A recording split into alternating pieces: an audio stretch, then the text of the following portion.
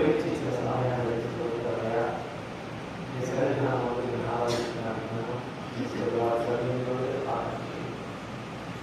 మీ వాక్యాన్ని పిల్లలకు గుర్తుంచుకోలేదండి వ్యతిరేకించి మాట్లాడాలి వాక్యాన్ని బాగుగా ఆశ్రయించగా వారు ఆశ్రయించగలిగే ఆశ్రయించగలిగించండి వీటిలోకి వ్యాపారంలో కోరుకున్నాను ఆయన కార్యక్రమాలు ముగింపు వరకు మీ అధీక్షతలో జరిగించి మహిళలు తీసుకున్నాయి రక్షణ యేసునామములో అడుగుతున్నాము తండ్రి ఆమేన్.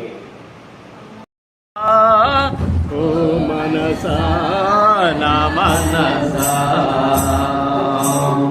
ఓ మనసా నా మనసా ఓ మనసా నా మనసా శోధనలో పడి వేదనలో ఉన్నావా శోధనలో పడి వేదనలో ఉన్నావా ఓ మనసా నా మనసా ఓ మనసా నా మనసా ఓ మనసా నా మనసా ఓ మనసా నా మనసా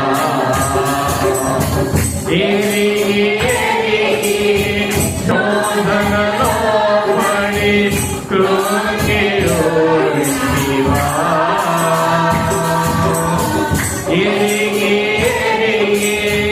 శోధనలో పడి కృంగియో శివా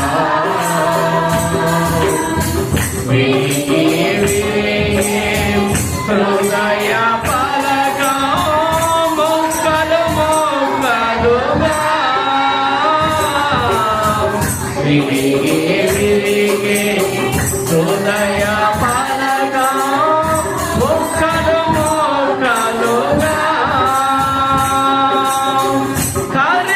కరిగిపోయావా కడలి తరంగముల కరిగిపోయావా కడలి తరంగముల జరిగిపోయావా క్రీస్తుకు దూరముగా జరిగిపోయావా క్రీస్తుకు దూరముగా ఓ మనసా నా మనసా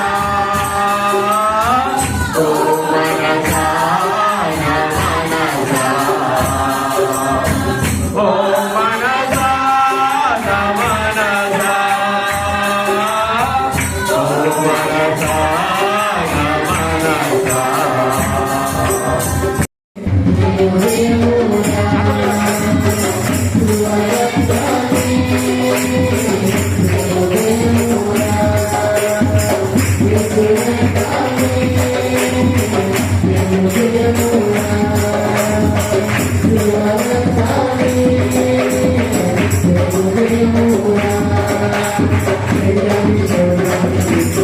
Thank you.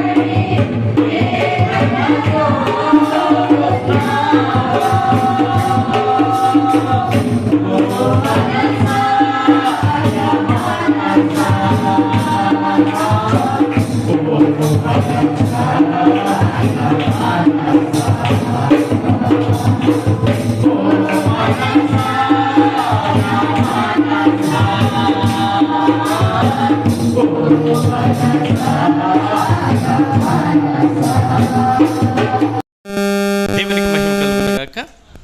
ప్రార్థన చేసుకుందామండి వాక్య ధ్యానం నిమిత్తమై. మహోన్నతుడైన తండ్రి, స్తోత్రములు నాయన, నీ దయా కృప ప్రేమను బట్టి స్తోత్రాలు చెల్లిస్తూ ఉన్నాం. ఇంతవరకు పాటలు పాడి ఆరాధించి ఘనపరిచిన నీ పిల్లలు నీ వాక్యము కొరకు సిద్ధపడుతున్న సహాయం చేయండి. విని గ్రహించుకుని మనసు వారికి జ్ఞానంగా బోధించగలిగే సామర్థ్యం నాకు యేసు నామములో అడుగుచున్నాను తండ్రి, ఆమేన్. హల్లెలూయా. అందరికీ వందనాలండి. పిల్లలు, ఈరోజు సందేశం ఏంటంటే మనసు. కొన్ని వారాలుగా మనం యేసుక్రీస్తు వారు బోధన చూస్తున్నాం. అదే కంటిన్యూషన్ చేయాలని అనుకున్నాను, కానీ మనసు సరిగా లేకపోతే దేవుని మాటలు మనలో ఉండవు. కనుక ఈ రోజున అత్యంత ప్రముఖమైన మనస్సును గురించి బైబిల్ గ్రంథం ద్వారా కొన్ని మాటలు మనం విందాం.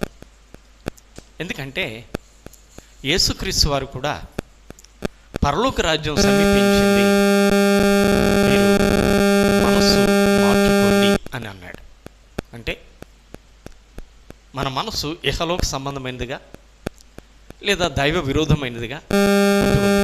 కాబట్టి ఆ మనస్సును మార్చుకుని మన మనస్సును దేవుని వైపు త్రిప్పుకుంటేనే మరి పరలోక రాజ్యానికి వెళ్ళే అవకాశం ఉంటుంది అనేది యేసుక్రీస్తు వారి మాట. మరి మనస్సు అనేది మనిషికి ఎంతో ప్రాముఖ్యమైనది. మనసుకు ఇష్టం లేకుండా భోజనం చేయలేం, మనసుకు ఇష్టం లేకుండా ప్రయాణం చేయలేం, మనసుకు ఇష్టము లేకుండా ఏ పని చేయలేం. అవునా కదా? ఇప్పుడు మీరు దేవుని సన్నిధికి రావాలంటే మనసులో దేవుని సన్నిధికి వెళ్ళాలి అనే అపేక్ష ఉంటేనే రాగలుగుతారు. లేకపోతే ఏదో ఒక పని పెట్టుకొని సాకులు చెప్తారు. చుట్టాలు వచ్చారండి, రాలేనండి. ఈరోజు పని ఒత్తిడిగా ఉందండి, రాలేనండి. ఇలాంటి నెపములు చెప్తారు. ఇప్పుడు మనసులో వెళ్ళాలి అనే ఆకాంక్ష లేకపోతే, అంటే మనిషిని నడిపించేది మనసు. మనసుకు అంగీకారం అయితేనే ఏదైనా చేస్తాం. అయితే మనసులు రెండు రకాలు: శరీరానుసారమైన మనసు, ఆత్మానుసారమైన మనసు అని బైబిల్ గ్రంథం మనకి స్పష్టంగా చెప్తుంది. మరి మన మనసు ఎలా ఉండాలి? మన మనసు ఎలా ఉంటే దేవుని మాటలు మనం అంగీకరిస్తాం అని బైబిల్ మనకి స్పష్టంగా ఈ బైబిల్ గ్రంథంలో మనకి దేవుడు రాయించి ఇచ్చాడు మనసును గురించి. ఈరోజున మనం కొన్ని మాటల్ని జ్ఞాపకానికి తెచ్చుకుందాం.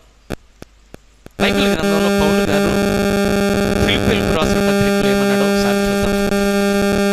ఫిలిప్పీలకు రాసిన పత్రిక 2వ అధ్యాయము, ఫిలిప్పీలకు రాసిన పత్రిక 2వ అధ్యాయము 5వ వచన భాగాన్ని చదువుదాం.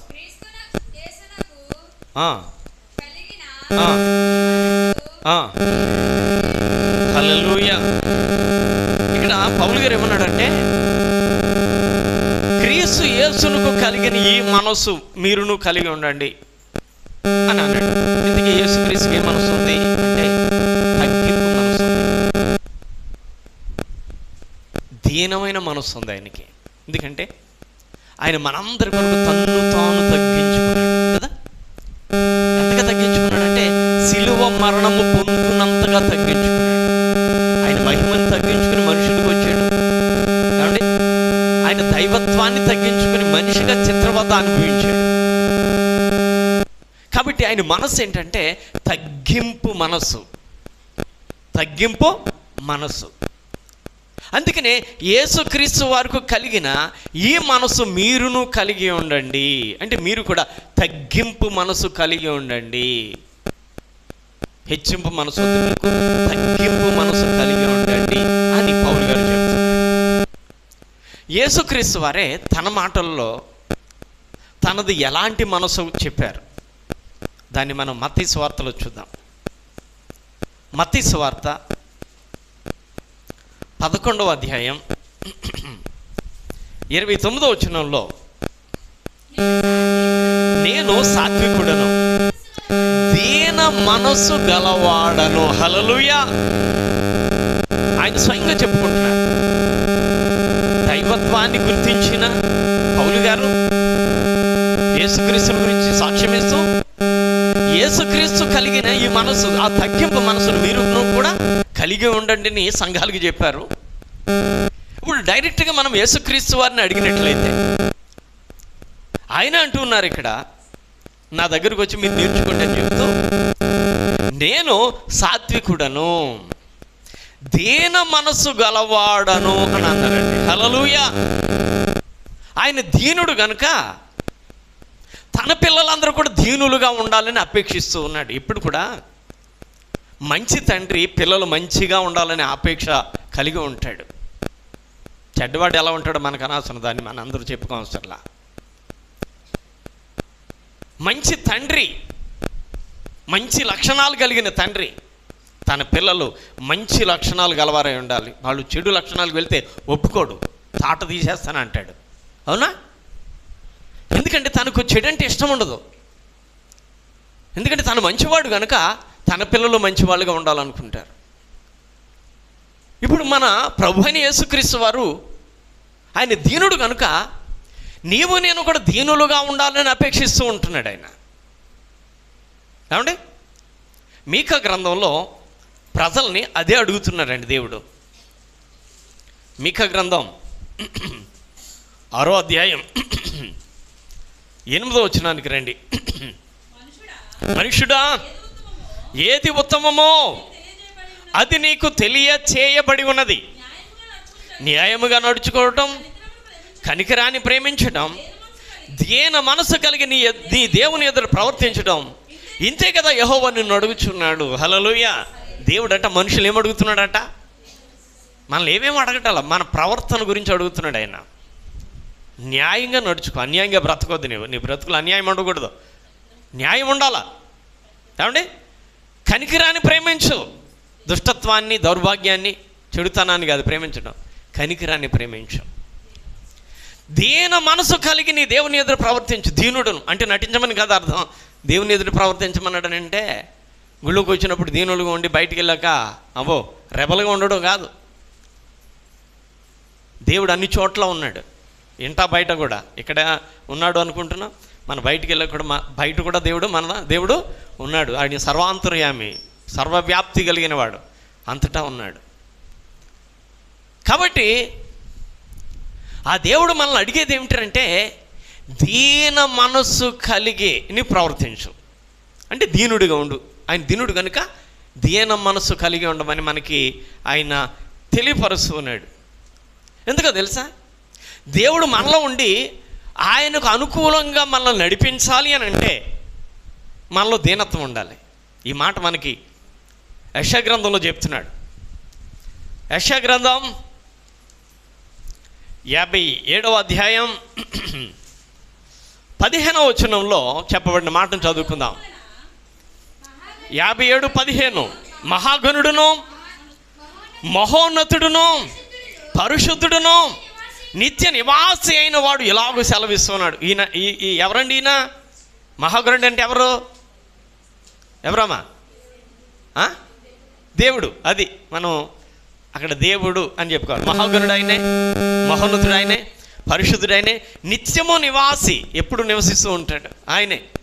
ఏమని చెప్తున్నాడు? ఎలాగని చెప్తున్నాడట, నేను మహోన్నతమైన స్థలములలో, పరిశుద్ధమైన స్థలములలో నివసించేవాడును. నేను పరిశుద్ధ స్థలాల్లోనే ఉంటాను, అపరిశుద్ధమైన స్థలాల్లో నేను ఉండను. అపవిత్రమైన హృదయంలో నేను ఉండను, పవిత్రంగా ఉంటేనే ఉంటాను. ఇప్పుడు ఆయనలో మనలో ఉండాలంటే పవిత్రంగా ఉండాలి మనం కదా, లేకపోతే ఆయన ఉండడుగా. ఎందుకంటే ఆయన పరిశుద్ధుడు. ఇప్పుడు ఎప్పుడు కూడా చాలా నీట్గా తన శరీరాన్ని నీట్గా ఉంచుకొని, మంచి బట్టలు వేసుకొని, ఇల్లంతా నీట్గా ఉంచుకునేవాడు కొంచెం బ్యాడ్ స్మెల్ వచ్చి ఇంట్లో ఉండగలడా? నిద్ర పడద్దా అసలు? ఏమా ఉండగలడా? ఉండలేడు. ఎందుకంటే ఆ అపవిత్రత అంటే తనకు ఎలర్జీ అనమాట, ఉండలేడు.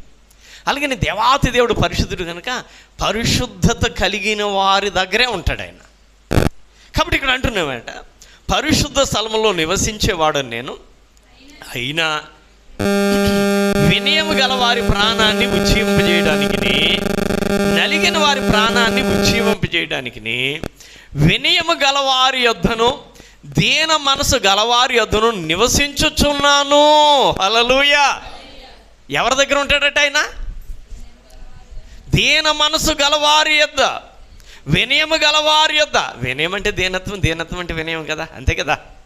ఏమా వినయవంతుడే దీనంగా ఉంటాడు, దీనుడే వినయంగా ఉంటాడు. ఏమ్మా వినయం లేనోడికి దీనత్వం ఎలా ఉంటుంది? దీనత్వం లేనోడు వినయం ఎలా ఉంటుంది?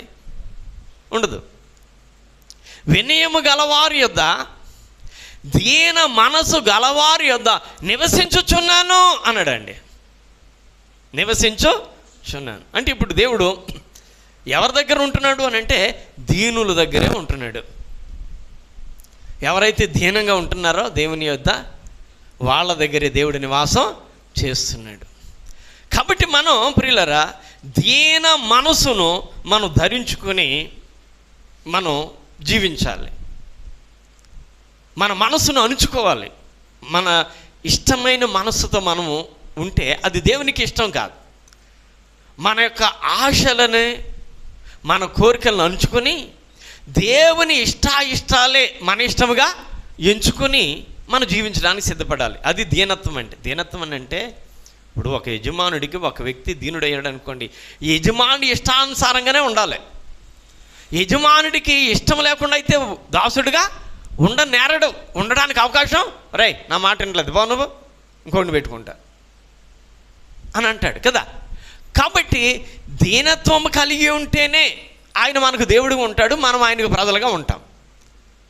లేకపోతే మనము ఆయన పిల్లలము కాదు, ఆయన మన దేవుడు కాడు. కాబట్టి మనం దీన మనసు, అందుకనే మీ మనసు మార్చుకోండి. మీ మనసు ఎలా ఉందో, అడియాశలు కలిగి ఉందా, అహంకారంగా ఉందా, చెడిపోయి ఉందా, కఠినంగా ఉందా, ఎలా ఉన్నప్పటికీ వాటిని మార్చుకోండి. మీ మనసులు మార్చుకోండి. మీ మనసులు మార్చుకొని దీనత్వాన్ని మీరు ధరించుకోండి. మీరు దీనత్వాన్ని ధరించుకుంటే నేను మీ యొద్దకు వస్తాను, మీతో ఉండి మిమ్మల్ని నడిపించుకుంటాను అంటున్నాడు ప్రియులారా. అంటే ఇప్పుడు మన మనస్సు దేవునికి అనుకూలముగా ఉండాలి. అప్పుడు మాత్రమే మనం దేవునికి అనుకూలంగా ప్రవర్తించగలగడానికి అవకాశం ఉంటుంది అని బైబిల్ చెబుతుంది. ఈ సందర్భంలో ప్రియులారా ఇద్దరు వ్యక్తుల్ని మనం జ్ఞాపకం చేసుకుందాం. వాళ్ళు ఎవరు అనంటే బబులోను సామ్రాజ్యంలో రాజరికంలో ఉన్నవారు. బబులోను రాజు అయిన నెబుకద్నెజరు. నెబుకద్నెజరు ఎవరు అనంటే అన్యుడు. ఎవరైనా అన్యుడు. అతనికి ఒకసారి దేవుడు అవకాశం ఇచ్చాడు. ఏంటంటే తన ప్రదేశమైన యెరూషలేము మీదకి వెళ్ళి యెరూషలేముని తన స్వాధీనపరుచుకొని వాళ్ళని బానిసలుగా చేసుకోమని దేవుడే ఇచ్చాడు అవకాశం. కొన్నిసార్లు దేవుని పిల్లలు తప్పు చేసినప్పుడు వారిని బుద్ధి చెప్పడానికి అన్యులకు అప్పగిస్తూ ఉండేవాడు. బుద్ధి రావాలని, వారికి బుద్ధి రావాలని దేవుడే అలాగా అవకాశం ఇస్తూ ఉండేవాడు. అలాంటి పరిస్థితుల్లో నెబుకద్నెజరు వెళ్ళి మరి యెరూషలేమును పట్టుకొని అక్కడ ఉన్న, మనందరికీ తెలుసు, దేవుని ఉపకరణాలను తెచ్చుకొని వాళ్ళ దేవతా గుడిలో దాన్ని దాచిపెట్టాడు కదా. అక్కడ ఉన్న ప్రజలను తీసుకొచ్చినప్పుడు కొంతమంది బాలుని తీసుకొచ్చి ఆ విద్యను, కల్దీలు విద్య నేర్పమంటే ఆ విద్య నేర్పుతూ ఉన్నప్పుడు ఆహార విషయంలో ఎదురు తిరిగిన బాలుని మనందరికీ తెలుసు. దానియేలు, షడ్రకు, మేషకు, అబేద్నెగో అనబడిన ఈ 4 పిల్లలు ఎదిరించారు. దేవుడు తన ఆత్మని దానియేలు మీద ఉంచాడు. కాబట్టి దానియేలు చక్కగా కలల భావాన్ని చెప్పేవాడిగా రాజుకు ఒక రోజున కల వచ్చింది. కల మర్చిపోయాడు. వాళ్ళని పిలిచి అడిగాడు, నా కళ ఏంటో, కళ భావం ఏంటో చెప్పండి, లేకపోతే మిమ్మల్ని అందరూ చంపేస్తానన్నాడు. వాళ్ళు భయపడిపోయి, రాజా నువ్వు మాట్లాడిన మాట సరైనది కాదు. కళ చెప్తే భావాన్ని చెప్తాం, కానీ అసలు నీ కళ ఏంటో చెప్పకుండానే భావం చెప్పమనడం అది మంచిది కాదు అంటే, అలాగైతే రేపు ఈ టయానికల్లా ఇక్కడ జ్ఞానవంతులు అనబడిన వాళ్ళందరినీ చంపండి. అప్పటికే దానియేలు జ్ఞానము గలవాడిగా పేరు పొందాడు కనుక వాళ్ళ దగ్గరకు వచ్చారు. ఇదిగో నిన్ను చంపడానికి వచ్చా. ఏంటి కారణం? రాజుగారి ఈ ఆజ్ఞ. ఎందుకు వేసాడు? కళ వచ్చిందట. కళ భావాన్ని చెప్పమంటే ఎవరు చెప్పలేకపోయారట. కోపం వచ్చిందట. వెంటనే ఈరోజు ఆగు, రేపు వచ్చి నేనే కనబడతాను రాజుగారికి అని ఆ రోజు తన స్నేహితులు చెప్పి మనం ప్రార్థన చేద్దాం. అసలు ఆ కళ ఏమై ఉంటుందో దేవుడు మనకి తెలియపరుస్తాడు. ఎందుకంటే మన దేవుడికి అన్నీ తెలుసు కనుక నాకు తెలియపరుస్తాడు అని చెప్పి ఆ రాత్రి ప్రార్థన చేసి దేవుడు కళను చూపించాడు. అప్పుడు కళ భావాన్ని తెలుసుకుని వెళ్ళి రాజు దగ్గరికి వెళ్ళి, అయ్యా రాజా, నీకు వచ్చిన కళ ఎలాంటిదయ్యా? ఆ కళలో ఈ బ్రహ్మాండమైన చెట్టుగా ఉన్నది నీవేనయ్యా, నీవు గొప్ప ఉన్నతమైన స్థాయికి వెళతావయ్యా, ఇదయ్యా అదే అని చెప్పి మొత్తం మీద చెప్పగలిగాడు. ప్రియులారా, ఎప్పుడైతే తన కళ చెప్పాడో వెంటనే రాజుగారికి తన మీద మంచి మనసు వచ్చి తనను అధికారిగా నియమించాడు. ఈ రీతిగా దేవుని భక్తుడి ద్వారా మన దేవుని గొప్పతనం ఏంటో అన్యుడు తెలుసుకోగలిగాడు. అది ఇప్పుడు మనం గమనించింది ఏంటంటే, అన్యుడైన రాజు దేవుని గొప్పతనాన్ని ఒక భక్తుడి ద్వారా తెలుసుకోగలిగాడు. అతడే దానియేలు ద్వారా తెలుసుకోగలిగాడు. అప్పటి నుండి దానియేలు సలహా ద్వారానే ముందుకి వెళుతూ ఉన్నాడు. విగ్రహం విషయంలో షడ్రకు, మేషకు, అబేద్నెగోలు ఎదిరించారు. అప్పుడు కూడా దైవత్వాన్ని మరింతగా అతడు తెలుసుకున్నాడు. తెలుసుకుని ప్రియులరా, అతడు చేసిన ఒకే ఒక తప్పుని బైబిల్లో దేవుడు వ్రాయించాడు. ఈ సమయంలో మనం దానియేలు గ్రంథంలో అది చదువుకుందాం. ఇంతకీ అతను చేసిన పొరపాటు ఏంటి, దానివల్ల ఏం జరిగింది అనే విషయాన్ని మనం చూస్తే చూడండి. దానియేలు గ్రంథం 4వ అధ్యాయంలో ప్రియులరా, దానియేలు గ్రంథం 4వ అధ్యాయాన్ని మనం ఒకసారి చదువుదాం ప్రియులరా. చూడండి, 29వ వచనానికి వెళ్దాం. అతడు బబులోనులోని నగరనందు సంచరించుండగా రాజు బబులోనును, ఈ మహా విశాల పట్టణము నా బలాధికారమును నా ప్రభావ గణతను కనుపరచుటకై నా రాజధాని నగరముగా నేను కట్టించింది కాదా అని తనలో తాను అనుకున్నాను, అంటే మనస్సులో అనుకున్నాడంట. ఇప్పుడు ఎవరు యెరూషలేము మీదకి దండెత్తి దాన్ని స్వాధీనపరచుకోమని ఎవరిచ్చారు అవకాశం? అంటే దేవుడిచ్చాడు. నయమాను క్యారెక్టర్లో కూడా నయమానుకి దేవుడే యుద్ధములో విజయాన్ని కలుగు చేస్తూ ఉన్నాడని చెప్పాడు మనకి. ఇప్పుడు ఇతనికి రాజ్యాధికారాన్ని ఇచ్చాడు, తనను ఒక ఉన్నతమైన స్థితికి తీసుకెళ్ళాడు దేవుడు. ఇప్పుడు ఇతడు ఆ రాజ్యములో ఒక ప్రాకారం కట్టబడుతూ ఉంది, రాజధాని ప్రాకారం. ఇక్కడ ఇతడు ఏమనుకున్నాడంటే, ఈ నగరును నా బలాధికారమును బట్టి నా ప్రభావం కనుపరచడానికే నేను కట్టించుకుంటున్నాను కదా అనుకున్నాడంట. తనలో తాను అంటే మాట పైకి రాలా, నోట్లోనే ఉంది మాట. ఏమా మనసులో అనుకున్నాడు, తనలో తాను అంటే మనసులో అనుకున్నాడు. మనందరికీ తెలుసు కదా, మనసును గ్రహించగలవాడు ఎవరు? దేవుడు. ఎప్పుడైతే తనలో తాను అనుకున్నాడో వెంటనే తనని అధికారంలో నుంచి దింపించేసాడు రాజు, దేవుడు. క్షమించాలి, తన అధికారంలో నుంచి దేవుడు దింపించేశాడు ప్రియులారా. రాత్రికి రాత్రి ఆయన తరమబడిన వాడిగా అయిపోయాడు, అడవుల పాలు అయిపోయాడు. అడవులో గడ్డి మేసే స్థితికి వెళ్ళిపోయాడు ప్రియులారా. గాడిదలాగా ఏం చేశాడట? గడ్డి మేసాడట. అంటే ఎంతటి ఉన్నతమైన స్థానం అంటే, యెరూషలేముని ఓడించి అక్కడ ప్రజలను స్వాధీనపరుచుకున్నాడంటే గొప్పవాడి కింద లెక్క. మరి అలాంటి గొప్పవాడు ఇప్పుడు ఏమైపోయాడు? అగత్ పాతాళానికి తొక్కివేయబడినట్లుగా అయిపోయాడు, అడవుల పాలు అయిపోయాడు, తరమబడిపోయాడు ప్రియులరా. పశువులు మేసినట్లుగా గడ్డి వేసేసాడంటే కారణం ఒకటే, తన మనసులో తను అతిశయించటం లేదా గర్వించటం, లేకపోతే ఇదంతా నాదే. ఈ రోజున బలం ఎవరిది?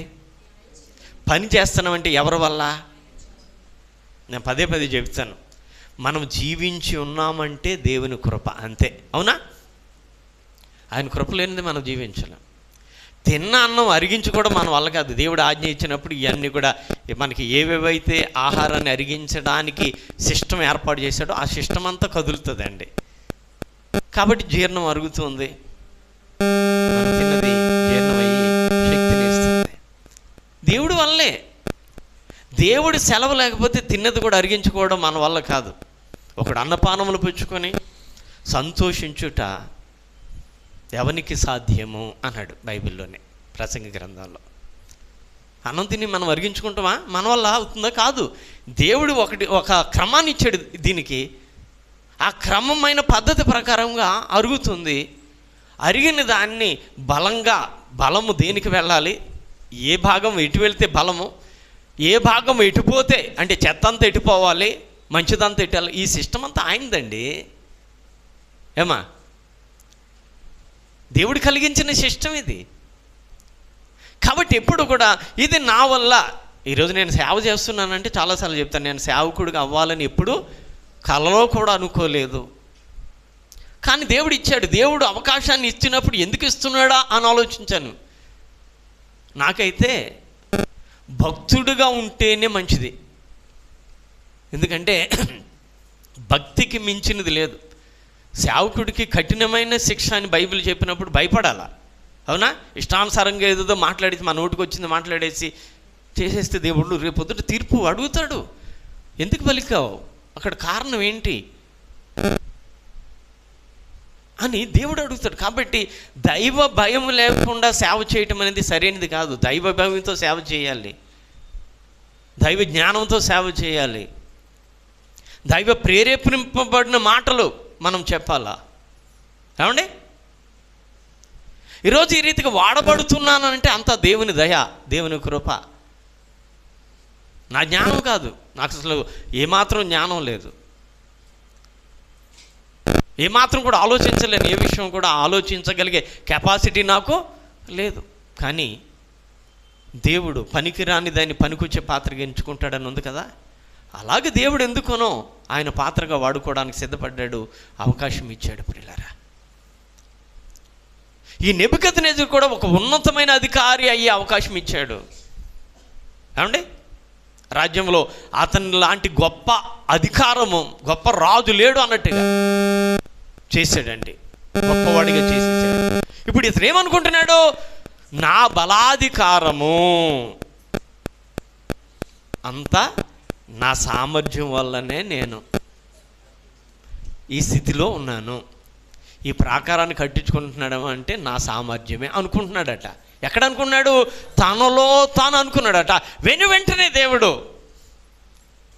నేను అనుకుంటాను ఈ సంఘటన తెలుసుకున్నప్పుడు, మనసులో అనుకుంటేనే ఆ గతి పట్టించాడంటే ఇక నోటితో అంటే ఇంకే గతి పట్టించేవాడు. అవునా కదా? ఏమా? అతడు కొంతకాలము, బైబిల్ అంటుంది 7 సంవత్సరాలు ఆ స్థితికి వెళ్ళిన తర్వాత మళ్ళా బుద్ధి వచ్చినప్పుడు తెలుసుకున్నాడు. తెలుసుకున్నాక ఏ మాట మాట్లాడాడు చెప్తున్నాడు. ఒకసారి మనం 37 చదువుకుందామా.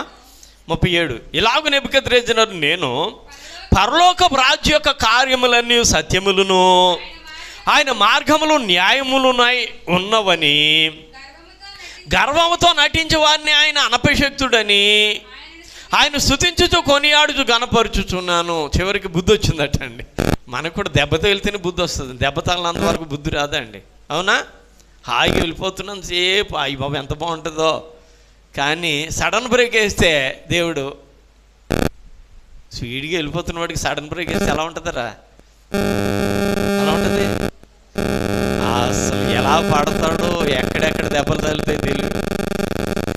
ఇప్పుడు ఇతను పడిపోయాక ఇతనికి తగిలిన దెబ్బను బట్టి బుద్ధి వచ్చిందంట. అంటున్నాడు, ఆయన మార్గములు న్యాయములు, గర్వముతో ఎవడైనా నటించాడా ఆయనను అనపశక్తుడు అని చేస్తాడు. అందుకని ఎప్పుడు కూడా ఏమున్నా గర్వించకూడదు. హల్లెలూయా.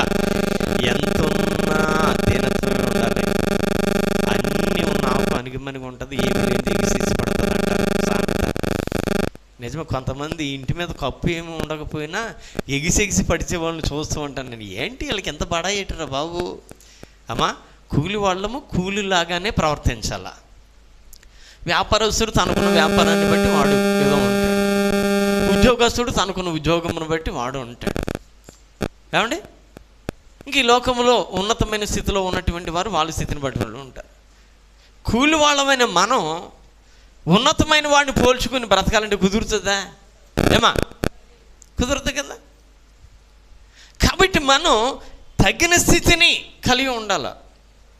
ఒకవేళ గర్వించామా, దేవుడు అంటున్నాడు ఇక్కడ నెబుకద్నెజరు అంటున్నాడు, అనిచేస్తాడా దేవుడు అంటే. ఇప్పుడు దేవుడు గురించి పూర్తిగా తెలిసిందా? తెలిసింది. ఇతనికి తెలిసి వచ్చింది, బుద్ధి వచ్చింది. ప్రియులారా, ఇప్పుడు మనం తన కుమారుడైన వ్యక్తి దగ్గరికి వెళ్దాం. తన కుమారుడైన బెల్షజరు అనే వ్యక్తి తన అనంతరం, తండ్రి అనంతరం రాజరికానికి వచ్చాడు. రాజరికానికి వచ్చిన ఇతడు, ప్రియులారా, తండ్రి పరిస్థితిని అంతా సాధారణంగా తల్లిదండ్రుల పరిస్థితులు అన్నీ పిల్లలకు తెలుస్తాయి. వాళ్ళు ఎలాంటి జీవితంలో నుంచి వచ్చారో మీ పిల్లలకు తెలుసండి. ఏమా, నేనేది చెప్తాను, నాన్న నేను ఇదిగో ఎంత కూలికి పని చేశాను, ఇలా చేశాను. ఈరోజు మా అబ్బాయికి పొలంలోకి వెళ్ళడం తెలియదు. నాకులాగా ఉడుపులకి వెళ్ళి ఆగుదీతలకి వెళ్ళి పొలం పనికి వెళ్ళడం తెలియదు. ఎందుకంటే వాళ్ళు ఎదిగేసరికి అవన్నీ కూడా ఇంచుమించుగా కట్ అయిపోవడం జరిగింది. అందుకని ఈ రోజున పొలం పని అంటే తెలియదు నాకు. చెరువులు తవ్వేటప్పుడు తట్టెత్తుకోవడం కూడా తెలుసు. తట్టెత్తుకొని గట్టి మీద పైకి ఎక్కాలి. ఫస్ట్లో చెరువులు తవ్వేటప్పుడు గణపవరన్న మెడలు చాలా భయంకరంగా బాధ వచ్చేవి. కానీ అక్కడ లెక్క ఏంటంటే, మీరు ముగ్గురు ఉన్నారు అనేవారు. అప్పుడు మీ ముగ్గురు కలిపి ఇదే తవ్వాలి అనేవారు. అప్పుడు నా యొక్క అభిప్రాయం ఏంటంటే, పార కొట్టలేను కాబట్టి మోస్తే కొంచెం భారమైన మోసి వెళ్ళాను అనుకో, భారం కానీ వచ్చేటప్పుడు కొంచెం ఫ్రీ అవుతాను కదా. ఇదైతే కొడుతూనే ఉండాలా, ఏది అనే ఉద్దేశంతో దానికి వెళ్తే త్వరగా అయిపోవాలంటే ఎక్కువ మోయాలి అని చెప్పి వాళ్ళు ఎక్కువ ఎత్తేసేవారు. తప్పదు. అలాగ భారంతో ఎప్పుడు కూడా భారంతో పనిచేసిన వాడికి బాధ్యత బాగా అబ్బుతుందండి. భారం లేని వాడికి బాధ్యత అబ్బదు. అసలు సాధారణంగా మన తల్లిదండ్రుల యొక్క బ్రతుకు మనకు తెలిస్తే మనం జాగ్రత్తగా బ్రతుకుతాం. నాకు తెలిసినంత మాట తల్లిదండ్రులు వాళ్ళు ఇష్టానుసారంగా అంటే లగ్జరీ జీవితం కలిగి ఉన్నారనుకోండి, పిల్లలకి ఏమీ లేకపోయినా ఎగిసిగిసిపడిపోతారు. అవునా కదా? తల్లిదండ్రులే జీవిత పాఠాలు పిల్లలకి నేర్పేది మొట్టమొదట. మరి బెల్షజరు నెబుకద్నెజరు యొక్క కుమారుడై ఉండి తన తండ్రి యొక్క స్థితిని ఎరిగి ఉండాలి కదా.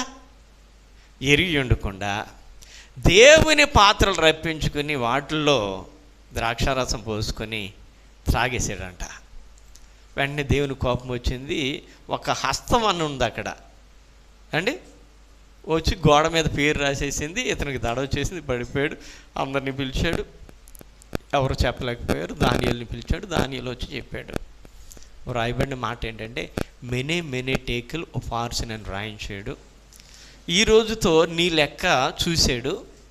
లెక్క చూసి ముగించేసి నువ్వు ఎన్ని మంచి పనులు చేసావో, ఎన్ని చెడ్డ పనులు చేసావని తూకం వేసాడు. యువతల మంచి పనులు, యువతల చెడ్డ పనులు, వీటిని తూకం వేస్తే మంచి పనులు తక్కువగా కనపడ్డాయి, చెడ్డ పనులు ఎక్కువగా కనపడ్డాయి. కాబట్టి ఇక ఎంతటితో నీ చాప్టర్ క్లోజ్ చేసేసాడు.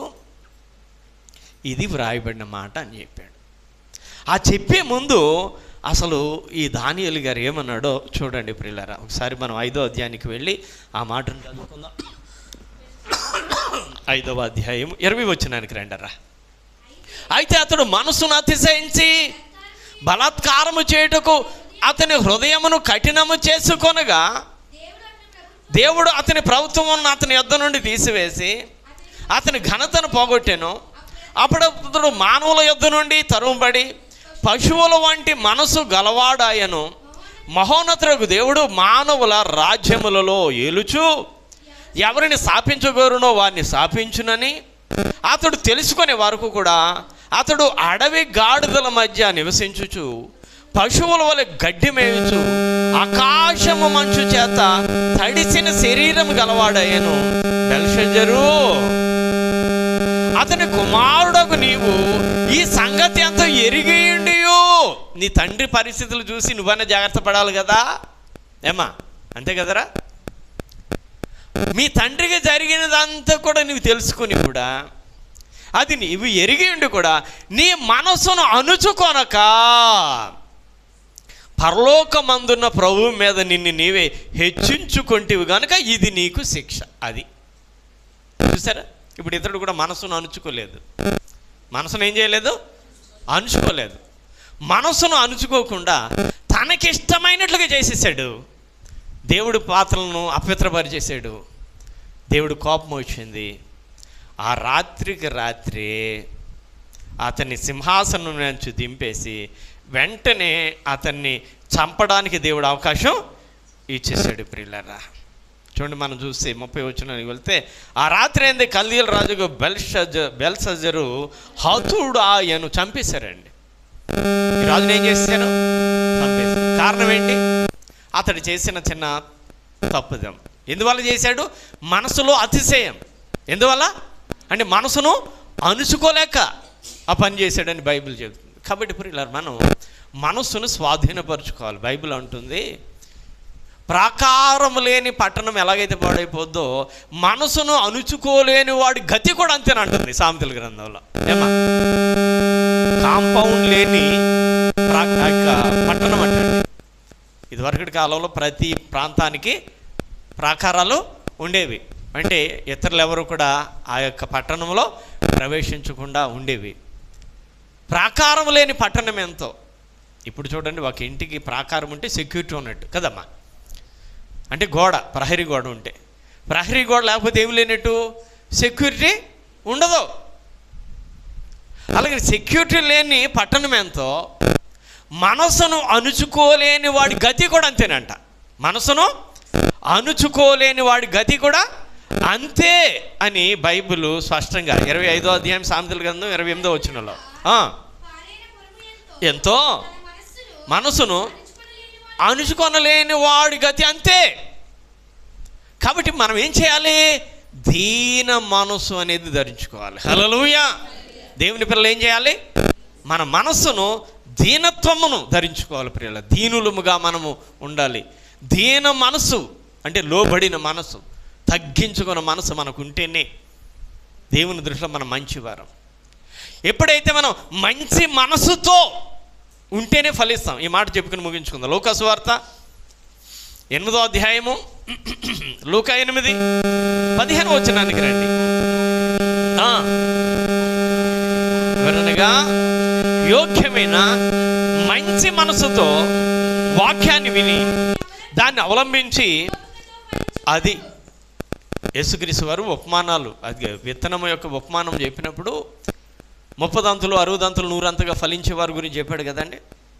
వారు ఎవరు అని అంటే ఇక్కడ అంటాడు, యోగ్యమైన మంచి మనసుతో వాక్యాన్ని వినాలట అండి. వాక్యాన్ని వినేటప్పుడు కూడా మంచి మనసు, ఈడ చెప్తే నేను వింటానా అనుకుని ఉంటే వినలేవు నువ్వు. కొంతమందికి అలా అనిపిస్తుంది కదా, వీడు వాడు అనే మనసు వచ్చేది కదండి. నువ్వు మంచి మనసుతో వాక్యాన్ని వినాలి. నీకు మంచి మనసు లేకపోతే వాక్యాన్ని వినలే. వాక్యాన్ని వినలేకపోతే అనుసరించలేవు. అనుసరించకపోతే దేవునికి విరోధి అయిపోతావు, అంతే కదా. కాబట్టి యోగ్యమైన మంచి మనసుతో వినాలి. నేను ఎక్కడికి వెళ్ళినా చెప్పి వింటాను. కొంతమంది తెలిసి తెలియని మాటలు చెప్తారు, కొంతమంది ఏమో జ్ఞానయుక్తమైన మాటలు చెప్పేవాళ్ళు ఎవరు పరిశీలన చేసి, వాళ్ళు ఎక్కడికి వాక్యం చెప్పడానికి వచ్చిన సమయాన్ని నేను సద్వినియోగపరచుకోవాలనుకుంటున్నాను. ఎందుకంటే మరి వారు జ్ఞానంగా చెప్తున్నారుగా. చెప్పేవాళ్ళు 2 రకాలు ఉంటారు. అయోమయంగా చెప్పేవాళ్ళు ఒకరు, జ్ఞానవంతంగా చెప్పేవాళ్ళు మాటలు మనకు మరింత జ్ఞానాన్ని ఇస్తాయి. అయోమయంగా చెప్తే మనకి ఏమి అర్థం ఉండదు, అర్థం కాదు. కాబట్టి మంచి మనసుతో వాక్యాన్ని వినాలి. మంచి మనసుతో వాక్యాన్ని వినాలి. వినిన తర్వాత దాన్ని అవలంబించేనే వాళ్ళు ఫలిస్తారంట. ఇప్పుడు దేవుడు కోరిన ఫలం మనలో దొరకటం లేదంటే కారణం ఏంటి? అసలు మనం వినేటప్పుడే మంచి మనసు మనకు లేదన్నమాట. సరైన మనసు లేక మనం వినటం లేదు. సరైన మనసు లేదు కనుకనే మనం అవలంబించలేకపోతున్నాం. కాబట్టి ప్రియులారా, మనసు అనేది చాలా ప్రాముఖ్యమైనది. మనస్సును దేవుని యందు లగ్నపరిస్తే తప్పక మనము దేవునికి మహిమకరంగా జీవించగలిగే పరిస్థితులు ఉంటాయి. అలా కానప్పుడు ఎంతకాలం వాక్యం విన్నా, ఎంతకాలం దేవుని సన్నిధికి వచ్చినా నేను ఇంతే అనేది ప్రదర్శిస్తాం తప్ప నా దేవుడు ఎలా ఉండమన్నాడనే పరిస్థితిని మాత్రం చూపించలే. కాబట్టి ఇప్పుడు మనం 2 వ్యక్తులను చూసాం. మనసులో అనుకున్నాడు నాదే కదా అని, నో నీదేంటి, నేను ఇచ్చానని దేవుడు కోపం వచ్చింది. వెంటనే అతని శిక్షకు తీసుకుపోయాడు. తండ్రి పరిస్థితులు తెలుసుకుని కూడా బిడ్డ జాగ్రత్త పడకుండా వాడి ఇష్టానుసారంగా ప్రవర్తించాడు.